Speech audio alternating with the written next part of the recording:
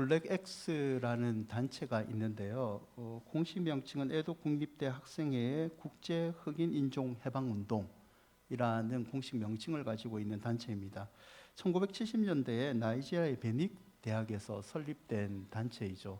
이 초기의 목적은요, 아프리카 인종의 권익을 옹호하고 인종차별에 맞서는 단체였습니다. 하지만 시간이 지날수록 본래의 목적은 사라지고 범죄 활동을 입사하는 단체가 되죠. 이들에게는요, 이들의 단체의 중심 사상이 있는데 그게 뭐냐면 코로보라는 보이지 않는 신을 경배한다. 모든 행동은 이 신을 경배하는 행위라고 얘기를 합니다. 하지만 신은요, 이들의 단체의 폭력과 범죄를 조장하는 그냥 하나의 포장이죠. 신이 배움을 받아들일 때는요, 신에게 순종해야 된다고 잔혹한 폭력을 행사합니다. 그리고 폭력에 대한 두려움으로 너는 신에게 맹목적으로 복종해야 된다. 그래서 온갖 범죄 행위는 이건 나쁜 일이 아니라 신을 섬기는 행위다라고 얘기를 하죠. 조직 간의 배신자를 처단하는 폭력뿐만 아니고요, 길거리에서 무고한 시민들을 대상으로 총격과 칼부림을 난무합니다. 하지만 죄악시하지 않습니다. 이건 보이지 않는 신을 섬기는 행위이기 때문이죠. 이들이 최근에 주목받은 이유는 인터넷을 이용한 사기 행각을 벌입니다. 나이지리아의 이 사이버 사기꾼 일명 야호보이라는 대부분의 사람들이 이 단체에 속해 있습니다. 임신매매를 하든 마약 밀매를 하든 국제적인 범죄 조직을 하든 이건 다 보이지 않는 신을 섬기는 행위다 라고 얘기하죠. 결국은 이 종교 행위라고 하지만 보이지 않는 신을 내세워서 자기들의 욕망, 인간의 욕망인 돈, 권력, 폭력을 채우는 이 수단으로 신을 이용해 먹었던 거죠. 여러분, 좀 극단적인 예를 들었는데요. 우리는 살면서요, 저도 그렇지만 때론 자신의 이익을 위해서, 자신을 정당하기 위해서 신을 경배한다, 신에게 드리는 행동이다 라고 말하는 경우가 있습니다. 그렇다면 오늘날 예배를, 하나님께 예배를 드리는 우리는 어떤 마음으로 하나님을 경배하고 있습니까? 예배에 주도권이란 말이 어울리지는 않지만 예배의 주도권이 하나님께 있습니까? 우리에게 있습니까? 출애굽기 19장에서부터 오늘 우리가 읽은 출애굽기 32장까지 이스라엘은요, 참 하나님과 관계가 나쁘지 않았습니다. 좋은 상태입니다. 하나님은 이스라엘과 언약을 맺으시고요, 이스라엘은 그 언약에 늘 순종하며 살아갔죠. 출애굽기 19장 7절과 8절을 보면 모세가 여호와께서 자기에게 명하신 모든 말씀을 했을 때 백성들이 일제히 응답합니다. 순종했다는 말이죠. 그리고 여호와의 말씀을 늘 삶의 지표로 삼습니다. 언약에 기초한 하나님의 말씀을 통해서 이스라엘은 생활했기 때문에 하나님과의 관계는 좋은 관계였습니다. 그러나 32장, 오늘 우리가 읽은 32장에 이르러서 이 관계가요, 틀어집니다. 급변하게 되는데요, 이스라엘 지도자인 모세가 하나님의 말씀, 여러분이 아는 10개가 새겨진 돌판을 받기 위해 시내산에 올라갔습니다. 모세가 부재한 이 40일 동안에 산에 있는 이스라엘 백성들이요, 자기의 지도자 모세가 보이지 않으니까 불안함과 초조함을 느낍니다. 그리고 32장 1절에 백성들이 아론에게 요구를 하는 부분이 나오는데요, 이 부분을 함께 읽어볼까요? 백성이 모세가 산에서 내려오미 더딤을 보고 모여 백성이 아론에게 이르더 말하되 일어나라, 우리를 위하여 우리를 인도할 신을 만들라. 이 모세 곧 우리를 애굽 땅에서 인도해낸 사람은 어찌 되었는지. 이 말에는요, 이 짧은 말에는 세 가지 문제점이 있습니다. 첫째는요, 이 사람이라는 표현인데요, 이 모세 사람, 한글로 듣기는 별 문제 없이 보이지만 원어의 의도적인 부분은요, 이 모세 사람이라는 표현은 지금까지 자신들을 인도한 지도자 모세를 경멸하는 표현이 들어 있습니다. 하나님은요, 모세를 늘 존중하십니다. 모세를 통해서 말씀을 전하시고 모세가 사람들에게 높임을 받기를 원하시죠. 하지만 지금 이스라엘은요, 모세를 무시하고 있습니다. 모세가 지금까지 수고한 것은 다 가치 없다, 모세를 세우신 하나님을 무시한 이 모세 사람이라는 경멸의 어조를 보내고 있죠. 두 번째 문제는요, 이들은 자신들을 애굽에서 하나님께서 구원하여 여기까지 인도하였던 모든 사역을요 다 부정하고 있습니다. 셋째는요, 십계명의 첫 두 계명을 이들은 깨뜨리는 행동을 이제 하기 시작합니다. 출애굽기 20장 3절과 4절을 보면요, 십계명에 우리가 잘 아는 말씀이 있죠. 나 외엔 다른 신을 내게 두지 말라, 우상을 새기지 말라라는 말씀이 있습니다. 이스라엘 백성들은요, 모세가 하나님의 말씀을 받기 위해 산에 올라간 40일 동안 두려워서 그들은요 하나님의 계명을 무시하고 새로운 신을 달라고 아론에게 요구하고 있습니다. 여기서 우리가 알 수 있는 것은요, 이스라엘은요 보이지 않는 하나님보다는 보이는 신, 그리고 보이는 지도자를 원하고 있다는 것을 알 수 있습니다. 출애굽기 32장 1절을 새 번역으로 보면요 이렇게 기록하는데요, 백성은 모세가 산에서 오랫동안 내려오지 않으니 아론에게로 몰려가서 말하였다. 일어나서 우리를 인도할 신을 만들어 주십시오. 우리를 이집트 땅에서 올라오게 한 모세라는 사람은 어떻게 되었는지 모르겠습니다. 하나님을 무시하는 말이 좀 더 우리에게 다가오죠. 눈에 보이는 신, 그 신이 우리 하나님이다라는 마음을 가지고 하나님에게 정면으로 대항하는 행동을 이스라엘은 이제 하기 시작합니다. 2절과 3절에요. 32장 2절에 3절에 안타깝게도 모세의 대리자로 지도자로 서 있는 아론이요 하나님 편과 모세 편에 서지 않습니다. 너무 쉽게 백성들의 요구에 굴복해 버립니다. 백성들에게 얘기하죠.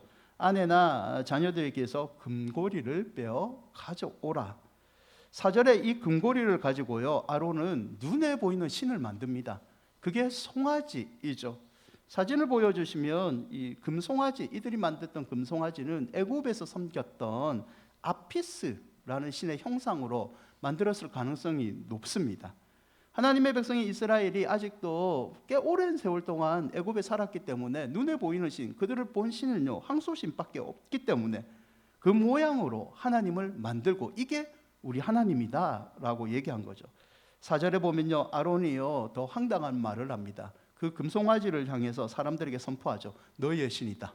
애굽에서 인도한 너희의 신이 이 항소다. 보이는 신이 여기 있다라고 얘기한 거죠. 5절에는요 이 사람들은 진짜 하나님으로 생각했다는 걸 알 수 있는 게 내일은 여호와의 절일이다라는 표현을 씁니다. 여호와께 제사 드리는 날이다.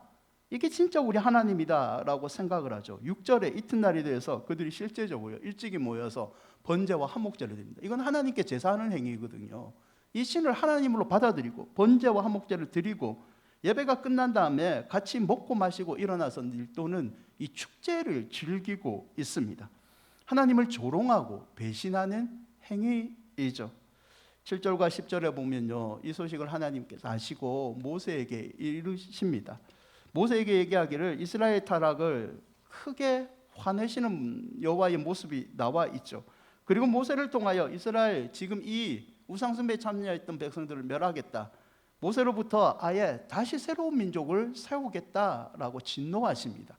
하지만 모세가요 11절과 12절에 우리가 잘 아는 이 중보의 기도를 드립니다. 하나님의 진노를 멈추시고 뜻을 돌이켜달라, 다시 한번 기회를 달라라는 기도를 하죠. 13절에 모세의 이 중보로 드리는 기도의 핵심은 언약이었습니다. 조상들에게 약속하신 그 약속을 기억하셔서 다시 한번 우리에게 기회를 주십시오. 주의 기업이 되는 영광을 다시 한번 허락해달라고 기도하죠. 14절에 하나님께서 모세의 기도로 뜻을 돌이킵니다. 하지만 그 백성들에게는요 죄는 용납하지는 않습니다. 모세가 산에 내려와서요 18절과 20절에 백성들이 우상 숭배하는 모습을 봅니다. 진노하죠. 그리고 하나님께 받았던 십계가 젖힌 돌판을요 잡아 던집니다. 금송아지를 부숴버립니다. 불사를 위해 가루로 만들고 그 가루를 물에 뿌려서 백성들이 마시게 합니다. 그리고 26절과 28절에 하나님 편에 설 자들을 누구냐라고 얘기하고 그 이후로 성전을 섬기게 되는 레위 자손이 이때 등장을 합니다. 등장을 해서 자신들이 하나님 편에 서겠다. 우상 숭배에 나섰던 3,000명을 죽이는 안타까운 사건이 일어납니다. 여러분 간략하게 우리가 흔히 아는 금송아지 사건을 얘기했는데요. 금송아지 사건은 이 하나님과의 언약을 깨뜨리는 배신행위죠. 이 이후로 꽤 좋았던 하나님과 사람들, 성도들, 사람들과의 관계가요, 이 파국에 치닫게 됩니다. 그렇다면 이 파괴된 관계, 하나님과 우리의 살면서 믿음 생활하면서 관계가 틀어질 때 이 파괴된 관계를 회복하는 방법은 무엇일까요? 출애굽기 33장을 통하여 우리는 하나님과의 깨어진 관계를 회복하는 믿음의 행동 몇 가지를 오늘 묵상해 보고자 하는데요. 첫 번째는 결단이 필요합니다. 출애굽기 33장 1절과 3절의 3절 뒷부분을 보시면 하나님은 금송아지 사건 이후에 나는 너희와 함께 가나안 땅으로 올라가지 않겠다라고 말씀하시죠. 이 말씀을 들었을 때 4절에 보면 백성들이 슬퍼합니다. 준엄한 말씀을 들고 슬퍼하죠. 자기들의 잘못을 깨닫기 시작한 겁니다. 회개하는 모습을 보이죠. 회개하는 모습을 백성들이 보이자 하나님께서 5절에 이런 말씀을 하세요. 함께 읽어볼까요?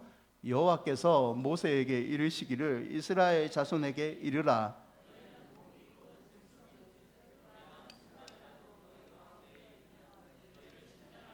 너희는 장신구를 떼어내라. 그리하면 내가 너희에게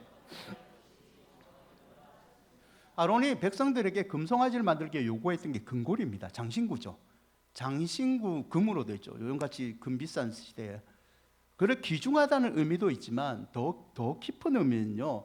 당시에 이 장신구에는요. 이방신들의 형상이 새겨져 있습니다. 장신구를 코에, 귀에, 목에 걸었을 때 거기에는 이방신들의 모습이 새겨져 있어서 나는 이 신을 섬기는 자다라는 의미가 들어가 있는 거죠. 하나님은 장신구를 떼어라 라는 말을 통하여 죄와 관계된 모든 것은 이제 과감하게 제거해버려라. 단순히 외형적인 변화가 아니라 마음속에 오랫동안 자리 잡고 있는 보이는 신을 섬기는 그 죄의 잔재를 이제는 결단하고 완전히 끊어버려라 라고 요구하고 있는 거죠. 여러분, 죄악과 관계된 것을 결단하여 과감히 끊을 때 우리는 하나님과의 관계에 회복을 할 수 있다는 것을 잊지 마시기를 바랍니다. 저도 그런데요, 우리는 회개라는 걸 생각할 때 긍휼의 하나님을 먼저 생각합니다. 하나님, 나에게 다시 한번 기회를 주십시오. 나를 용서하십시오. 근데 성경에 보면 성경에서 회개의 첫 단계 중에 하나는 죄와 관계된 것을 제거하는 결단부터 시작됩니다. 금송아지를 만든 것들, 금고리를 빼어 제거하는 이 결단처럼 우리에게도 하나님과의 관계를 회복하기 원한다면 하나님이 싫어하는 것들을 제거하고 하나님께 나아가죠.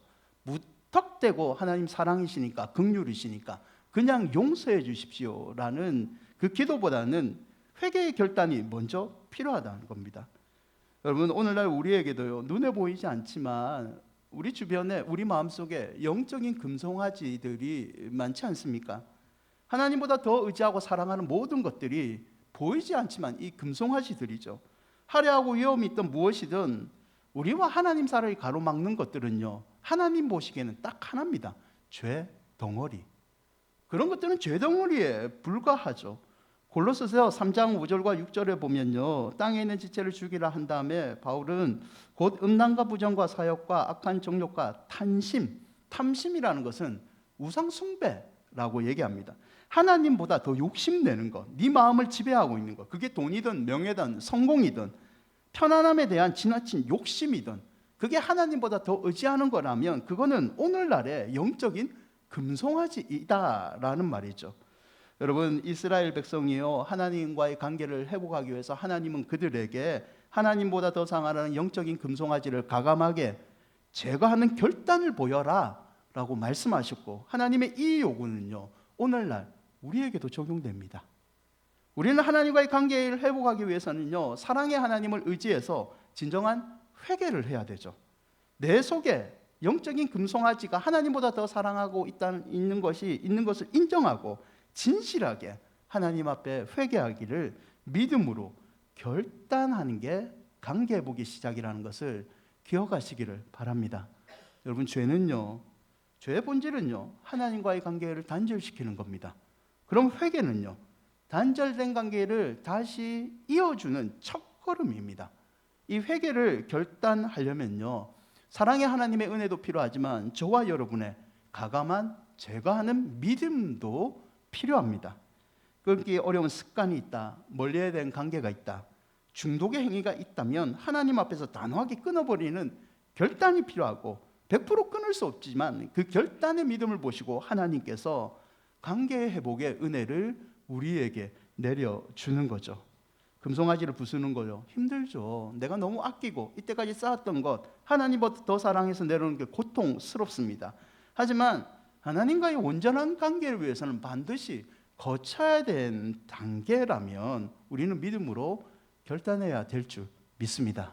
두 번째는요, 이 결단과 함께 하나님과의 관계를 회복하려면 하나님에 대한 헌신이 필요합니다. 출애굽기 33장 7절을 보면요, 모세가 항상 장막을 취하여 진 밖에 서서 진과 멀리 떠나게 하고 회막이라 이름하니 여호와를 앙모하는 자는 다 진 바깥 회막으로 나아가며, 이 죄악을 제거한 이스라엘 백성에게 필요했던 것은요, 하나님과의 만남입니다.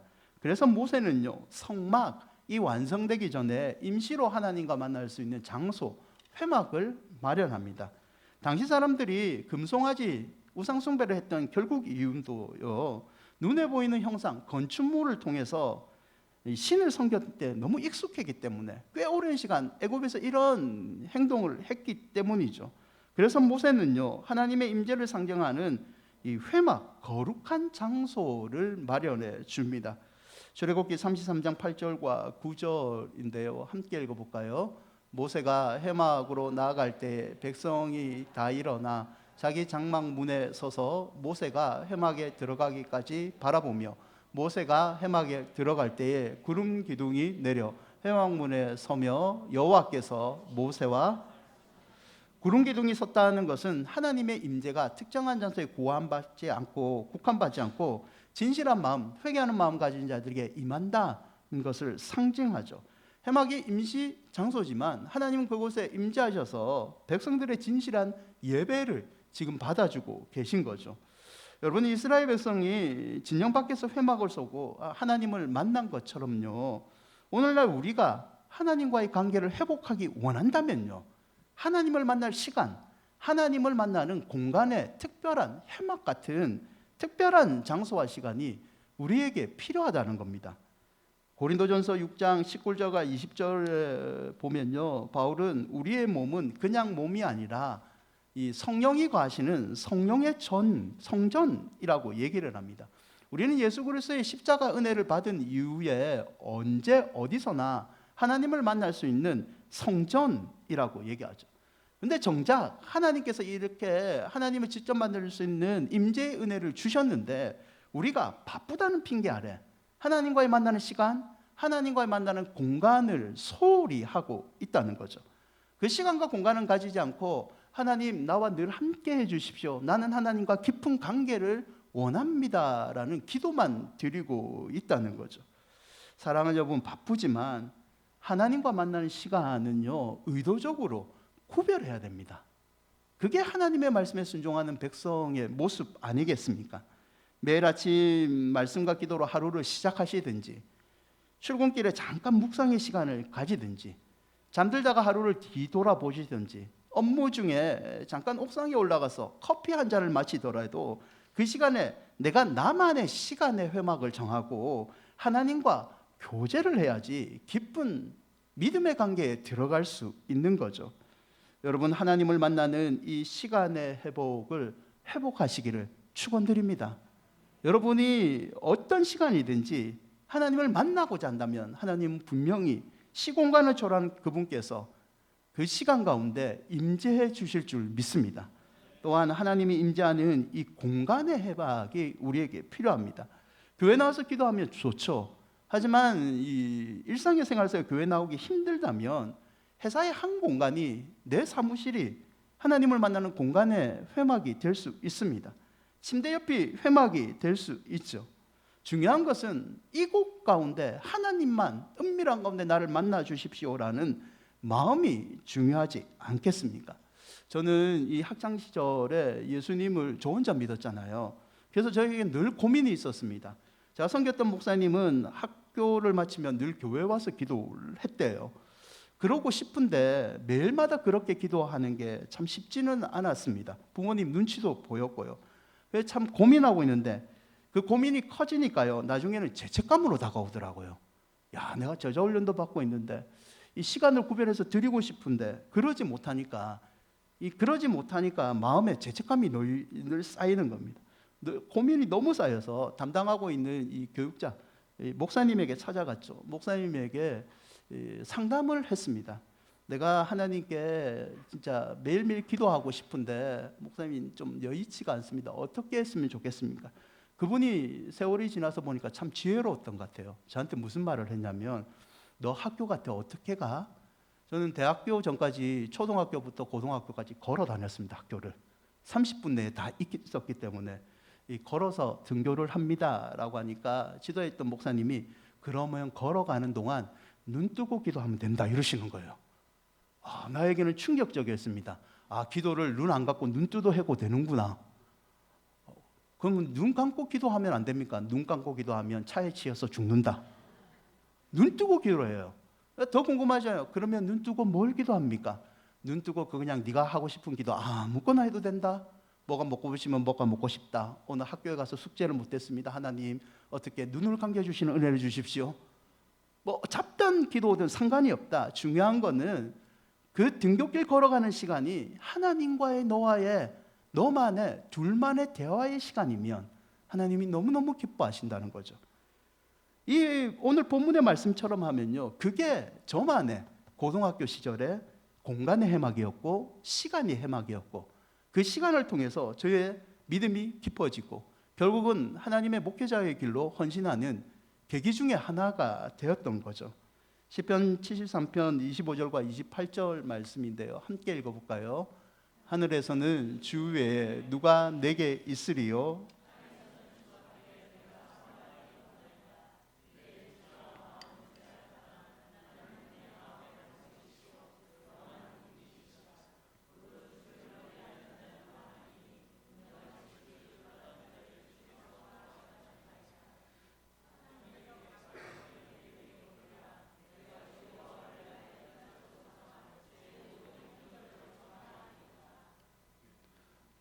여러분, 성경은요, 우리가 하나님과 깊은 관계 받는 방법을 매우 간단하게 얘기해 줍니다. 가까이 하면 된다. 하나님은 우리가 가까이 할 분이라고 얘기하죠. 연약할수록 외로울수록 두려울수록 하나님께 가까이 가면 된다. 그러면 우리 삶이 복으로 넘친다라고 얘기하죠. 그런데 정작 우리는 하나님을 멀리해서 우리 하나님을 너무 외롭게 만들고 있지는 않습니까? 여러분이 시간과 공간을 헌신하는, 하나님을 가까이 하는 이 믿음의 헌신을 다시 회복하시길 바랍니다. 그래서 그 헌신하는 그 시간에 임재하시는 여호와 하나님의 풍성한 은혜를 누리시기를 축원드립니다. 셋째는요, 하나님과의 깊은 관계를 회복하려면 이 믿음의 유산이 필요합니다. 출애굽기 33장 10절과 11절에 보면요, 회막에서 기도하는 모세와 함께 성경은 또 다른 한 인물을 언급합니다. 그 사람이 여호수아입니다. 이 장면에서 여호수아가 모세뿐만 아니라 중요한 역할을 하고 있다고 성경은 얘기하고 있죠. 모세는 하나님과 친구처럼 대화를 합니다. 그때 모세를 수종하던 여호수아는요, 모세가 진으로 돌아왔음에도 불구하고 회막을 떠나지 않고 모세 곁을 지키고 있습니다. 여러분, 여호수아가 했던 일이 뭘까요? 단순히 모세의 수종만 들기 위해서 모세 곁을 지켰을까요? 아닙니다. 일종의 지도자에서의 훈련인데요, 그 훈련 중에 하나가 회막을 지키면서 여호수아 역시 기도를 했을 가능성이 높습니다. 하나님의 말씀을 의지해서 기도를 하는 그 훈련을 모세의 수종을 들면서 여호수아는 배우고 있었던 거죠. 민수기 27장 18절을 보면 여호수아를 언급할 때요, 그 안에 영이 머물렀다라는 표현이 있습니다. 단순히 모세로부터 지도자의 훈련, 그냥 행정적인 훈련만 받은 게 아니라 하나님의 영이 머물 정도로 오랜 시간 동안 묵묵한 기도와 이 헌신의 훈련을 받은 거죠. 결국 모세의 믿음의 유산이 여호수아에게 이어졌고 그 믿음의 유산을 이어받은 여호수아가 가나안 땅으로 이스라엘 백성을 이끄는 믿음의 축복의 지도자가 되었던 겁니다.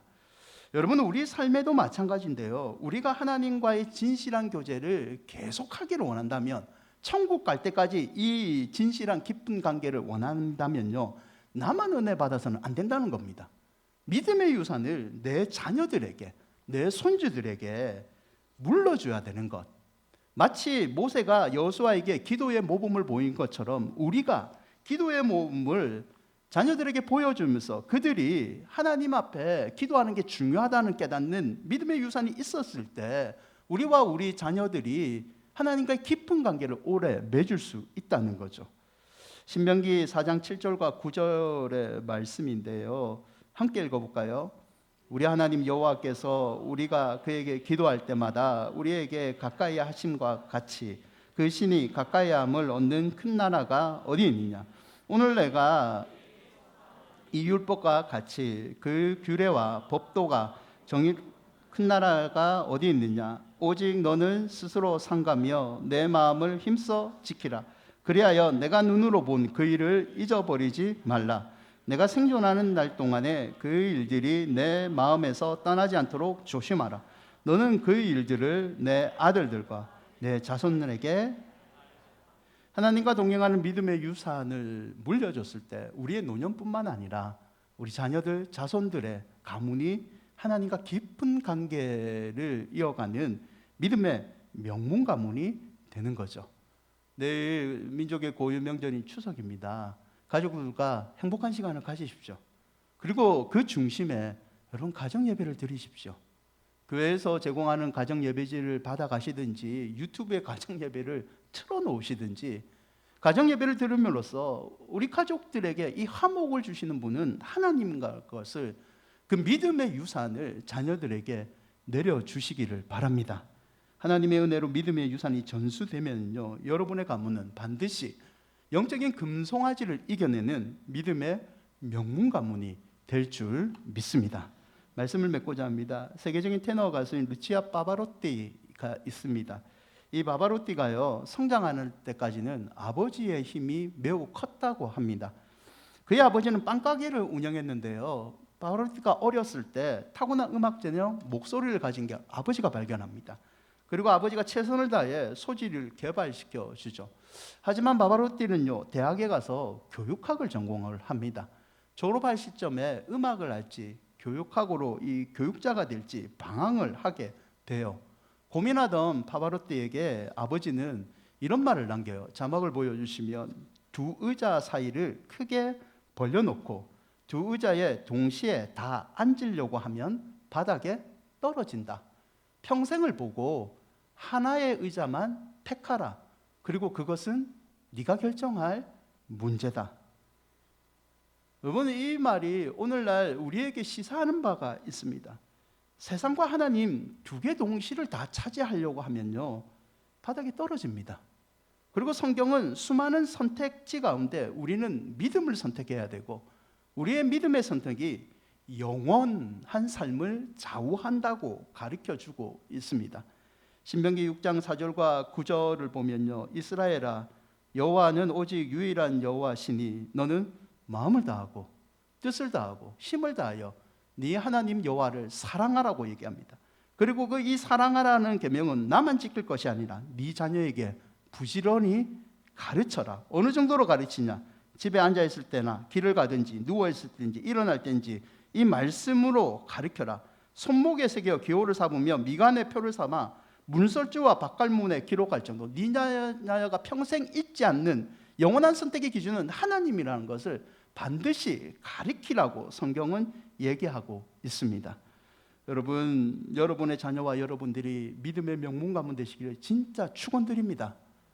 그 믿음의 명문 가문 기른 되는 것은 하나님 손에 달려 있습니다. 하나님과의 깊은 관계를, 그 관계를 유지하기 위해서 죄악을 재건하고 하나님을 만나면 거룩한 장소와 시간의 회복을 회복하는 것, 그 하나님을 만나는 헌신이 있을 때 우리는 믿음의 명문 가문이 될 수 있다는 것을 기억하시고 이 추석 명절날 자녀들과 함께 하나님께 예배드리는 복을 받으시기를 주의 이름으로 축원드립니다.